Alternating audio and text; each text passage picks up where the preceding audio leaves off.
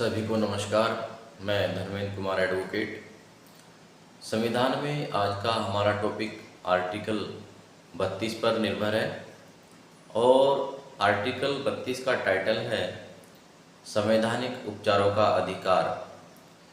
तो यहाँ पर अगर किसी व्यक्ति के मूल अधिकार प्रभावित हुए हों या मूल अधिकारों का उल्लंघन हुआ हो या मूल अधिकारों का उपभोग करने से वंचित किया गया हो तो प्रभावित व्यक्ति सर्वोच्च न्यायालय में जाकर के मूल अधिकारों को लागू कराने के लिए समावेदन कर सकता है। यह उसका मूल अधिकार है, यानी कि सर्वोच्च न्यायालय में जाकर के अपने अधिकारों को लागू कराना भी, मूल अधिकारों को लागू कराना भी एक मूल अधिकार है और यह सबसे आवश्यक है। और यह अधिकार न तो निलंबित किया जा सकता है, न ही किसी चीज़ से प्रभावित होता है, सिवाय संवैधानिक उपबंधों के अधीन रहते हुए। यानी कि इसको निलंबित भी किया जा सकता है, वो है आर्टिकल 359, जहाँ पर आपातकाल की स्थिति में निलंबित किया जा सकता, अन्यथा निलंबित नहीं किया जा सकता। तो आर्टिकल 32 संविधान का इस बात की गारंटी देता है कि आप मूल अधिकारों को लागू कराने के लिए सर्वोच्च न्यायालय में आवेदन कर सकते हैं।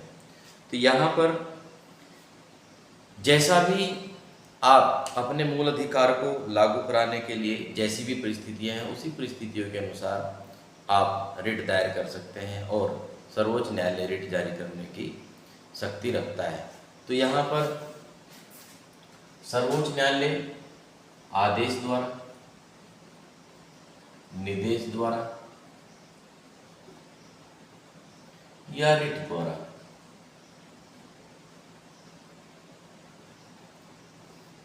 अपनी शक्ति का प्रयोग करता है।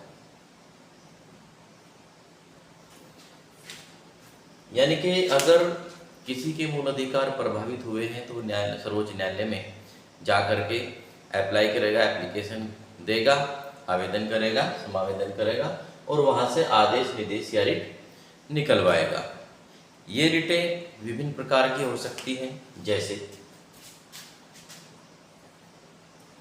बंदी प्रत्यक्षीकरण,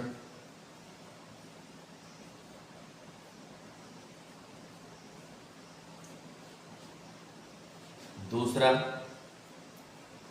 परमादेश,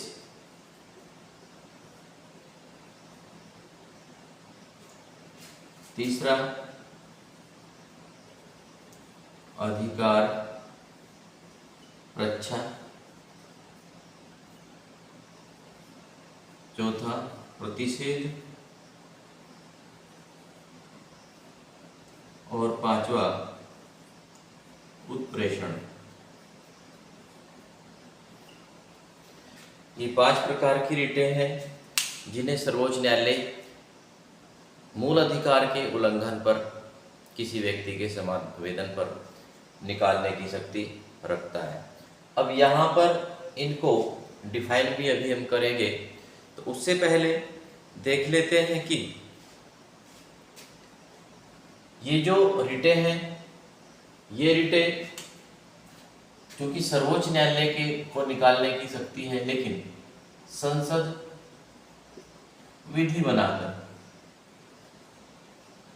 बनाकर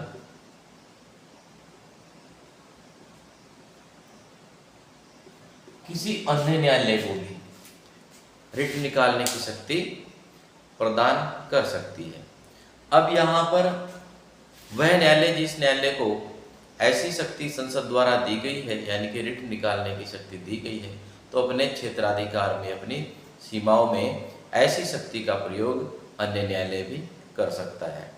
और चूंकि संविधान में आर्टिकल 226 के द्वारा हाई कोर्ट अपने क्षेत्राधिकार में ऐसी शक्तियों का प्रयोग कर रहा है।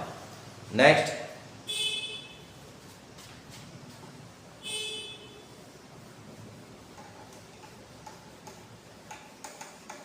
यहाँ पर ये 5 प्रकार की रिटें हैं। बंदी प्रत्यक्षीकरण, प्रत्यक्षीकरण, इसका सीधा सीधा सा अर्थ यह है, शब्द से ही पता चल रहा है, बंदी प्रत्यक्षीकरण। यानी कि अगर किसी व्यक्ति ने किसी भी व्यक्ति को बंदी बनाया गया है या बंदी बनाया है, तो उसको न्यायालय के समक्ष पेश करे। तो ऐसा आदेश सर्वोच्च न्यायालय देगा यदि किसी व्यक्ति को बंदी बनाया गया है। बंदी बनाने का मतलब आर्टिकल 21 का उल्लंघन हुआ है। तो यहाँ पर अपने मूल अधिकार का उपभोग करने के लिए, मूल अधिकार को बचाने के लिए बंदी को प्रत्यक्ष रूप से कोर्ट के समक्ष पेश किया जाए या उसको रिहा किया जाए। ये था बंदी प्रत्यक्षीकरण। दूसरा, परमादेश।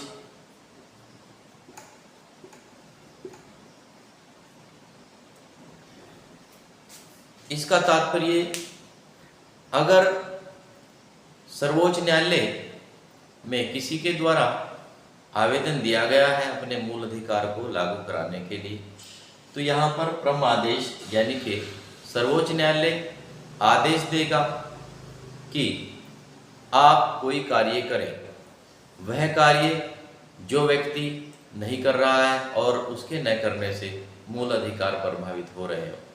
तो यहाँ पर सर्वोच्च न्यायालय का जो आदेश है उसका सार है कि हम आदेश देते हैं। तो यहाँ पर आदेश दिया जाता है कि कोई भी व्यक्ति या निकाय जिसको ऐसा कार्य करने की शक्ति निहित है या दी गई है, उसको ऐसा कार्य करने के लिए आदेश दिया जाता है। नेक्स्ट है प्रतिषेध।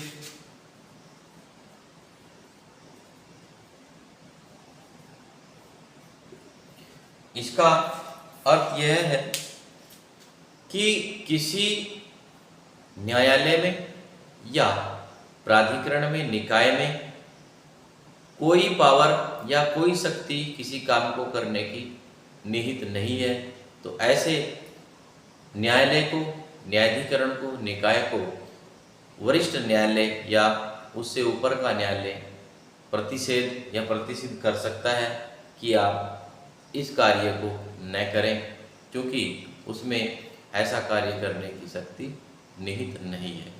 नेक्स्ट, अधिकार परीक्षा।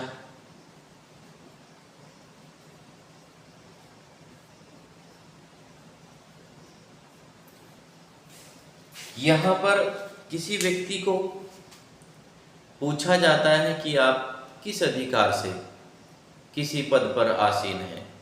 यानी कि अगर किसी व्यक्ति में कोई पद धारण करने की योग्यता नहीं है, तो उस व्यक्ति को उस पद से मुक्त करने के लिए या उस पद से हटाने के लिए आदेश दिया जाता है। नेक्स्ट, उत्प्रेषण।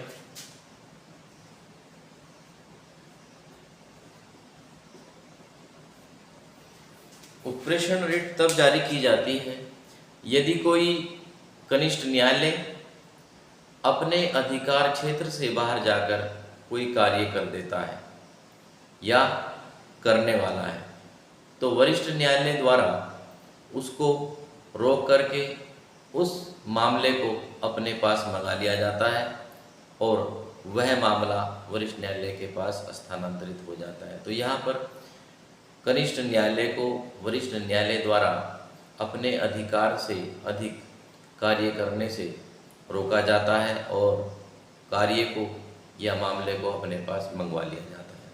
तो यहाँ पर ऐसी रिटें, 5 प्रकार की रिटें हैं जो सर्वोच्च न्यायालय के क्षेत्राधिकार में है। इसके साथ साथ आर्टिकल 226 के अनुसार हाई कोर्ट के पास भी ये पावर है, चूँकि संसद विधि द्वारा या विधि बनाकर अन्य न्यायालयों को भी ऐसी शक्ति प्रदान कर सकती है।